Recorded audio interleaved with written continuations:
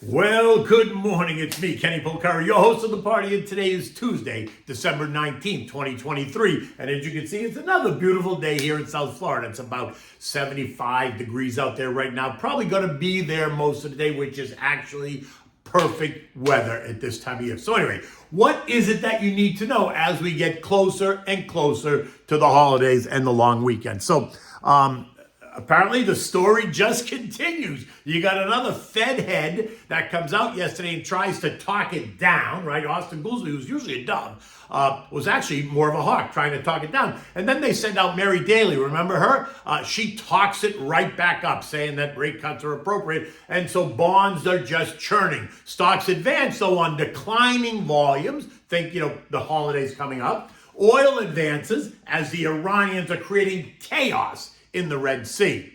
And what's this? Japan is about to buy iconic U.S. steel? We'll see about that. And what do we have for dinner? Well, it's another dessert. It's the Candied Almonds. Oh my God, they're our Christmas favorite. We'll get to that in a moment. So the story remains the same, right? Investors, traders, and algos continue to believe that the rate cuts are coming, so they just push stocks higher. I mean, you can't make this up. It just feels a little bit orchestrated to me, right? It doesn't feel like a natural market reaction by any stretch. But look, it is what it is. This after JJ's comments last week that suggested the Fed is on the path of lowering rates, right? We've had 4 Fed members since then come out and kind of dispute that narrative, attempting to convince us that they aren't really considering rate cuts, as per Johnny Williams, right, New York Fed president. And then you got Atlanta's Rafi Bostic, Cleveland's Loretta Mester, and now you got Chicago's Austan, who's usually more dovish. They've all come out to push back on the narrative, but the market is not listening. The algos are shrugging off any commentary that doesn't fit their narrative, hoping to force the Fed into a position where they have no other option, right, other than to cut rates because the market just expects it. On the other side, we've got the disgraced San Francisco Fed President Mary Daly, right? You remember her, think Silicon Valley Bank fame, right? Yesterday, she came out in support of the idea that rates are indeed going lower, right? She was overly dovish.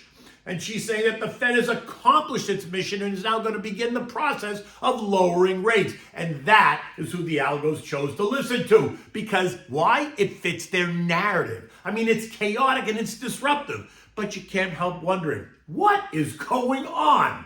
Well, it is an election year in 2024, Garish. On the other hand, the Fed has tried to make it clear that they are now data dependent. So here's the rub. The market is betting that the data collapses, causing the Fed to cut rate 5 times to prevent an economic collapse, right? Think a deeper recession. Not an event that anybody should be celebrating. Remember that, be careful what you wish for, right? The committee, on the other hand, is betting that the data does not collapse, allowing them to just tweak rates just a little, maybe a quarter, a 0.5%, maybe 3/4, maybe, right? The argument is now not if, but when will they begin to move lower and how many cuts can we expect in 2024? And the answer is, as you can imagine, run the gamut. Traders are pushing for 5 cuts. The Fed hasn't committed to any specific number, but 3 seems to be consensus. You got one department at Goldman Sachs suggesting we're going to get 3 cuts in 2024. You got another one that came out this morning saying there's going to be 5 cuts in 2024. Nicky Timrose of Wall Street Journal fame has yet to opine. But pay attention when he does, because the Fed uses him to spread the word, right? They use him as their deep throat. At the end of the day, the Dow ended flat, up slightly. The S&P added 22 points, the Nasdaq gained 92, the Russell lost 2 points, and the transports lost 53, while the equal-weighted S&P gained 4 points. On top of that, then we got some merger and acquisition news. We got hit with a $40 billion worth of mergers and acquisitions. The biggest one, and the one that everyone should be a little bit concerned about, is the one where Japan's Nippon Steel is trying to buy the iconic U.S. Steel Corporation for $14.1 billion. And if they do it, it's going to create the second largest global steel company behind China, giving Japan's biggest steel producer a large foothold where? In the United States, especially at a time when demand is expected to surge as a result of rising infrastructure spending. The latest deal, right, this $14.1 billion swamps the $7 billion deal offered by Cleveland Cliffs over the summer. And as you might imagine, it's already facing some pushback from a range of parties. You got the Steelworkers Union pushing back. You got at least 3 senators. You've even got some regulators. The White House, though, has been mum on this news. Steel surged by 26% yesterday to end the day at $49.50. Expect to hear more about this story in the days ahead. Bonds with a little change. Yields rose just a bit, but nothing to be concerned about. This morning, they're churning in place. The 10 years yielding 3.91%, and that is sending mortgages lower. And that's causing every real estate broker around the country to tell us how great the housing market is going to be in the spring. That buyers are just lining up. They're ready to pounce on anything that comes up for sale. Okay, that's great. Because if the buyers are ready to pounce, then why are the sellers going to be anxious to sell their house at any type of a discount? Doesn't seem to me that they're going to. And if rates are coming down, then that means that prices are going to go up. So where is the bargain? There isn't. Higher prices on lower rates equates to higher mortgage payments, period, unless you're paying cash. Now look, an 8% mortgage on $500,000 costs you $36.65 a month. A 7.25% mortgage on $600,000 costs you $4,093 a month. So what am I missing? Why do you think that lower rates are going to encourage lower prices? It's illogical, but whatever. Unless, of course, the economy falls right off the edge. Then you'll get lower rates and lower prices. Oil rallies a bit, and this morning it's trading at $72.50, up from last week's $68. Iran is causing all kinds of problems to the shippers in the Red Sea, forcing shippers to go around Africa and reroute those ships around the Cape of Good Hope, right, all the way at the tip of Africa. And this is creating delays and extra costs for oil and other goods. Look, 12% of the world trade goes from the Indian Ocean through the Red Sea out the Suez Canal. But Iran, through the Houthis, right, is disrupting that crucial shipping lane, and that's causing problems for everyone. The Houthi attacks are a direct threat to the oil industry, and that is raising fears of disruption to the flow of oil from where else? Saudi Arabia. And so the recent rally that's taken oil up 7% since early December. So now you got to ask, well, that's kind of interesting.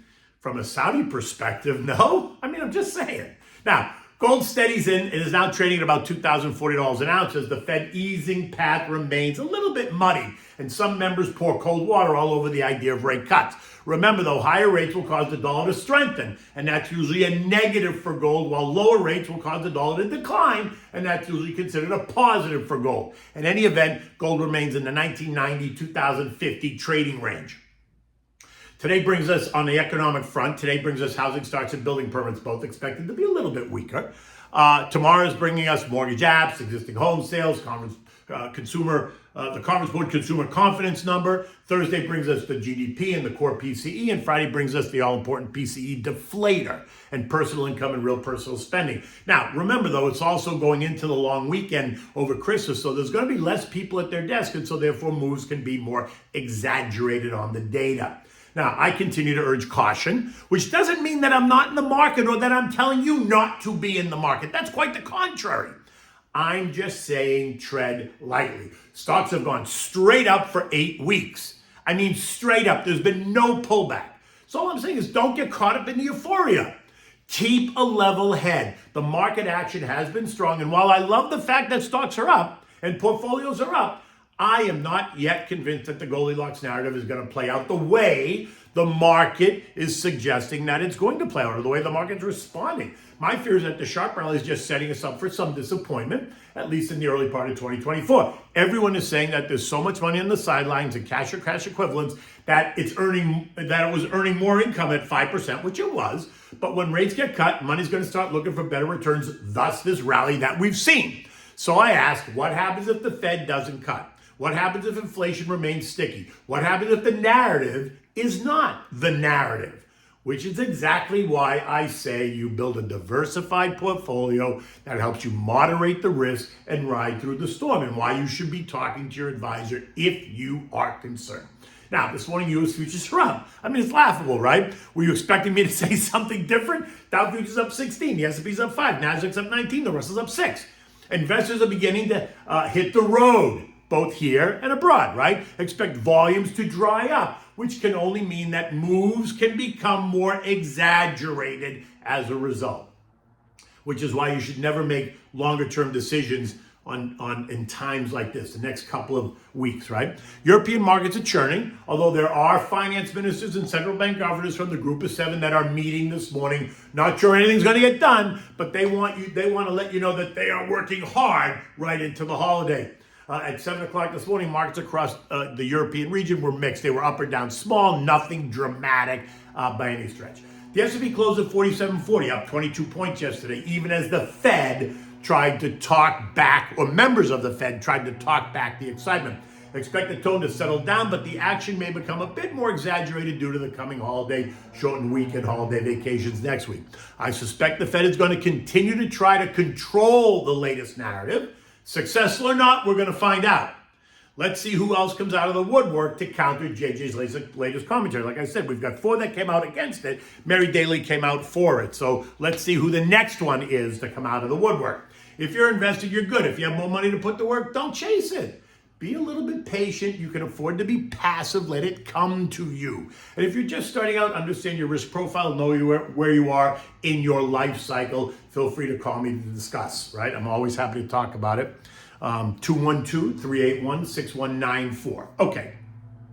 So now it is Christmas. We did the whole fishes. Now I give you some side dishes, and now I'm giving you some desserts. And this is just simple. Candied almonds, but they are a Christmas favorite. They're simple to make, but they'll be gone before you know it, right?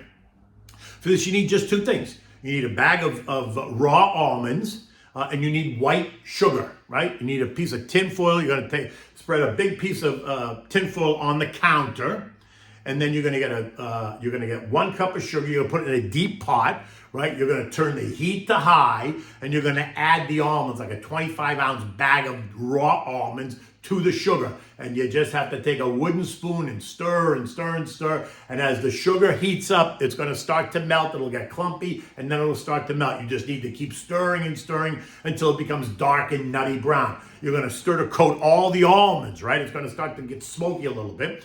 Then when it does, quickly take the pot off the stove, go to the aluminum foil, take your wooden spoon and spread the almonds out all over the tin foil. Now, if you live in the Northeast, you can then pick that up and put it outside in the cold air so that it hardens. If you live in a warm climate, just take it, pick it up, and put it in your freezer, right? Put it in there for 15 minutes so that the sugar hardens and it gets nice up. Once it's hard, you just go in there and break them apart, right? With your hands, just break them apart into, individual almonds or into kind of chunks of almonds, and just put them in a candy dish. And then leave them there on your coffee table, or put them by, put them on the dining room buffet, or put them someplace where people can just walk by and take 1 or 2. Because what you'll find out is that these are really, really delicious. Trust me, they will not be there for long. So be prepared to make another batch next week. In any event, until tomorrow, take good care.